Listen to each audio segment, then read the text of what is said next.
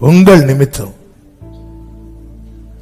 நீ ஜெபம் பண்றது எனக்கு கஷ்டமா இருக்கு அப்படி சொன்னா, சரிங்க நான் இனி ஜெபம் பண்ண மாட்டேன். நீ பைபிள் படிக்கிறது எனக்கு கஷ்டமா இருக்கு, ஓகேங்க. எத்தனை பேர் புறப்பட்டு பாதியிலே முத்தமிட்டு திரும்பி போகிறார்கள். ஆனா எந்த நிந்தையிலும் நெருக்கத்திலும் கஷ்டத்திலும் கர்த்தருக்காய் உறுதியாய் நிற்கிறவர்களுடைய வாழ்க்கை சரித்திரமாகும், சரித்திரமாகும். இயேசுவின் நாமத்திலே இந்த வார்த்தையை தீர்க்க தரிசனமாய் சொல்லுகிறேன். என் கண்ணீரை துடைச்சதை பார்த்தா அம்மானு சொல்லு.